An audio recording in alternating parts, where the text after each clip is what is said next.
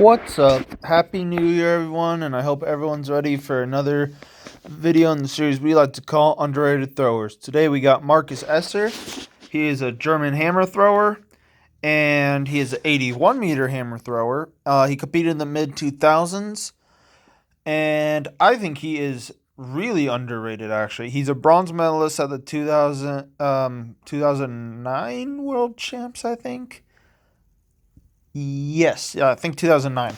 I'll link his height, weight, personal best, and notable accomplishments in the video description. He's a multiple-time Olympian, multiple-time qualifier, like multiple-time finalist for world champs and European champs, and is, unless you follow 2000s hammer throwing, such as I did and do. Well, I guess did, but because it's not really happening anymore. But then you would see him in like almost every major comp. But if you didn't, then you probably don't know who he is. And I think that's a shame because I actually really love his technique.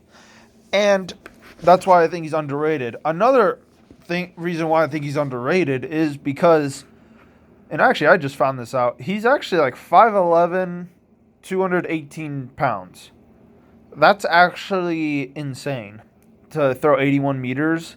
Now, I know hammer throwers tend to be a little shorter, but usually they're at least like 240 plus. This is one of the lightest hammer throwers I've seen that have thrown 80 plus meters, especially 81 meters. So, I mean, that in itself is a big accomplishment, which shows you that height and weight doesn't matter as much as, I mean, it does. It always helps to be like super big and strong and tall. That can't hurt really. But you don't have to be. All right. And it's all about technique. All right. So let's see it. This is just a warm-up throw that I found, but it had like the best quality. Yeah, this from 2012. So he's a little older here. But still in pretty good shape, I would say.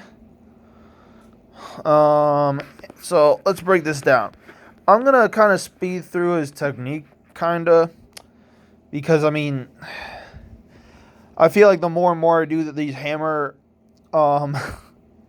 videos, the more and more I find that they all pretty much throw almost exactly the same when you really think about it. They all, because in hammer compared to discus and shot put, there's really not too much variation. There's like two styles that they do, where they turn the right foot. And I'm speaking as a right-handed thrower. Turn the right foot or let the hammer pass and let the hammer turn the feet. So, I mean, people throw far with both, but it's just stylistic mainly. So let's get it started. So he does wind, step in, wind, and I just want you, and I think I've said this in a previous video, forget which one, but when he steps in, he lets the hammer pass him a little to let him step in. So he doesn't step in earlier when the hammer's behind him, and he doesn't step in when the hammer's with him. He lets the hammer pass him, and that's a good thing to do because that establishes the rhythm of letting the hammer pass you on your turns before you turn the feet.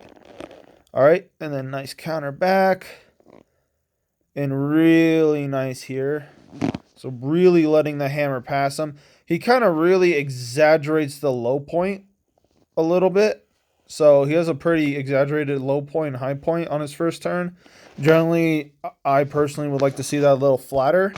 But I've also stated in previous videos, if you can handle the tension and the pressure of a higher first turn, of a higher like high pointed first turn, then I think it's better. Because I mean it does make you go. It does speed up the hammer a lot more. It's just a lot harder to do. So I usually say for people that aren't 80-meter plus hammer throwers or 70-plus meter hammer throwers, to just have your first turn flat and your winds pretty flat as well. But he can handle these forces, obviously, so he can do this. So he's here pushing. And a good indicator to see if someone is pushing the hammer is if you notice how his hands are here and the hammer's a little bit behind him, a little bit behind his hands.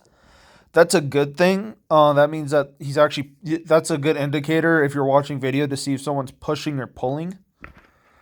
Is that at some point during when it's at its low point, the hammer will be it'll have like a little jagged edge in the wire a little bit, if that makes sense. We'll probably see it a little more emphasized in the later turns. So he gets here, first turn, really nice counter. Really like the tight feet. And also he picks up a little before 90. Again, this is a warm-up throw, so he's not going quite that fast. But he's still going relatively quick. I mean, I'm sure this was over 70 meters. All right, so he gets here, second turn, really nice. And I'm pretty sure, yeah. So he still lets, so no matter what style you do, you still want the hammer to pass you. All right, whether you turn the feet or not.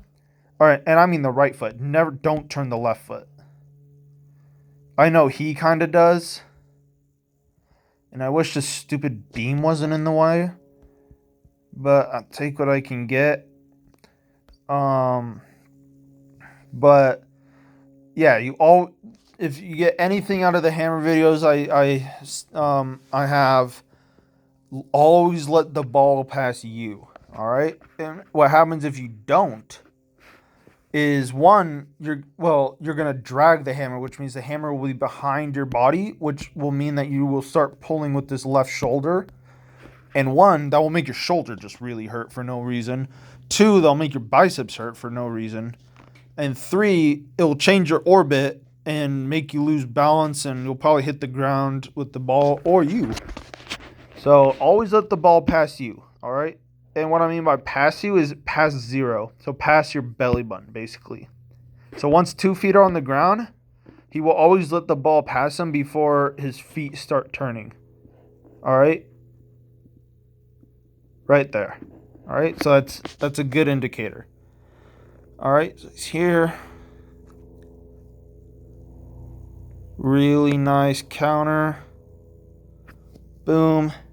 And I love his catches. Gets really nice deep catches. So boom right here. And then once his feet are down, really sits back. So you notice this little with his hip. Watch his hip right here. Boom, just sits back right there. All right, and then now the hammer is with his right leg, which is fine. He's not dragging it. It's just that he's just, I guess I'll restate it. I say this in every hammer video, but when you're going these kind of speeds, like the hammer will eventually catch up with your right side just because the hammer's just moving so fast that it's hard to just think about letting it past you. But he is still letting it past him. If you notice that his feet aren't picking up when the hammer's there. His feet pick up when the hammer's there. Relatively close to 90 degrees. And what I mean by 90 is this.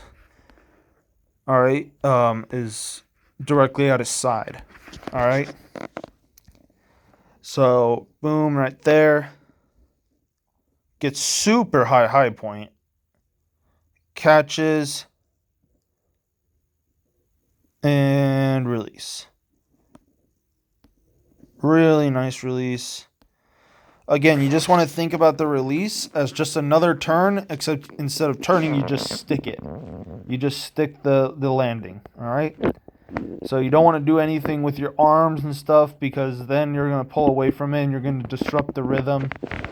All right? The ball will always move faster than you. You just got to let it just move. All right? You are just a guide for the hammer. The hammer will want to do a correct orbit. All right? You just got to let it. And that's the biggest thing I see that a lot of beginners can't do is just let the ball turn. Like, let the ball be on its orbit, be on its path, all right? It just wants to be, all right? You just got to let it. And I know that sounds really weird, but the more you start doing hammer, the more you'll realize what I'm saying. But it's really hard to like show on video. But yeah. So I know it's a quick analysis, but oh yeah, I just think he earned. I just think he should have some respect to his name, and if he didn't already, I have no idea. And I don't think a lot of people know that Germans actually create some of the best hammer throwers ever. They've created several 80-meter hammer throwers over the years. But I don't think a lot of people know that. I think a lot more people know them for discus. But in javelin. But they're also like the best like country for throwing, just all around. I don't know how they do it. I don't know what they're doing over there. By golly, they make some goated throwers. But anyways, hope everyone had a really good New Year. And wait, what? Sorry, I'm tired. Hope everyone is gonna have a good 2024. Hope everyone had a really good 2023. And good luck everyone this track season that's coming up. And hey, it's Olympic year as well. Can't wait for that as well. My God, the Olympics are this year. Whew. I can't wait. All right. Well, again, I'll link his personal best, height, weight, and video and notable accomplishments in the video description. And I'll see y'all later.